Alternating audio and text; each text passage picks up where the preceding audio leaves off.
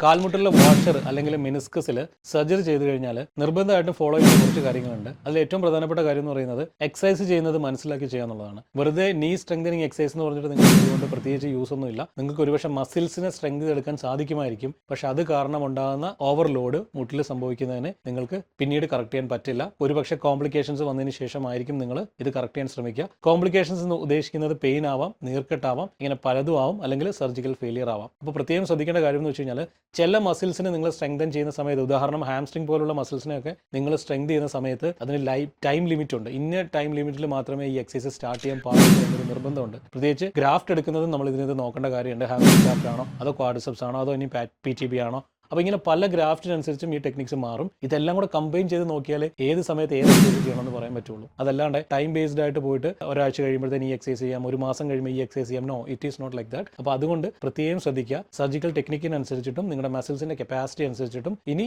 Injury ഉണ്ടായിരിക്കുന്നത്, പ്രത്യേകിച്ച് secondary injury ഉണ്ടെങ്കിൽ ഇങ്ങനെയുള്ള ഇഞ്ചുറി അനുസരിച്ചിട്ടും ഒക്കെ ആയിരിക്കും നമ്മൾ റീഹാബിൽ എക്സസൈസ് സജസ്റ്റ് ചെയ്യുക. അപ്പോൾ അതുകൊണ്ട് തന്നെ ജനറൽ എക്സസൈസസ് ചെയ്തതിന് ശേഷം കോംപ്ലിക്കേഷൻസ് ഉണ്ട്, എനിക്ക് പെയിൻ ഉണ്ട് എന്ന് പറയുന്ന ആളുകളോട് പറയുകയാണ്, സാധാരണ രീതിയിൽ എക്സസൈസ് ചെയ്യുമ്പോൾ പെയിൻ ഉണ്ടാകാൻ പാടില്ല. നീ മടക്കുന്ന സമയത്തുള്ള ചെറിയ ചെറിയ വേദനകളൊക്കെ അക്സെപ്റ്റബിൾ ആണ്, പക്ഷെ മറ്റുള്ള എക്സസൈസ് ചെയ്യുമ്പോൾ പെയിൻ ഉണ്ടാകാൻ പാടില്ല. ഇവിടെ എനിക്ക് പേഴ്സണലി അറിയാം, വെയിറ്റ് ഇട്ട് എക്സസൈസ് ചെയ്യുന്ന, വേദനയോടുകൂടി തന്നെ വെയിറ്റ് ഇട്ടുകൊണ്ട് എക്സസൈസ് ചെയ്യുന്ന ആളുകളെ അറിയാം. അപ്പോൾ അവിടെ ഓവർ സ്ട്രെയിൻ വരുന്നുണ്ടെന്ന് നിങ്ങൾ മനസ്സിലാക്കുക. ഇതാണ് പിന്നീട് നിങ്ങൾ പറയുക, എനിക്ക് സർജറിക്ക് ശേഷം ശരിയായ രീതിയിൽ റിക്കവറിലേക്ക് വരാൻ സാധിച്ചിട്ടില്ല എന്ന് നിങ്ങൾ പറയുന്നുണ്ടെങ്കിൽ നിങ്ങൾ ചെയ്യുന്ന റീഹാബിൽ അല്ലെങ്കിൽ നിങ്ങൾ ചെയ്ത ആക്ടിവിറ്റി കാരണം ഓവർ സ്ട്രെയിൻ വന്നതുകൊണ്ടാവാം. അപ്പോൾ അത് ക്ലിയർ ആയിട്ട് മനസ്സിലാക്കിയതിന് ശേഷം മാത്രം നിങ്ങൾ കണ്ടിന്യൂ ചെയ്താലേ നിങ്ങൾക്ക് കംപ്ലീറ്റ് റിക്കവറി ലഭിക്കുകയുള്ളൂ.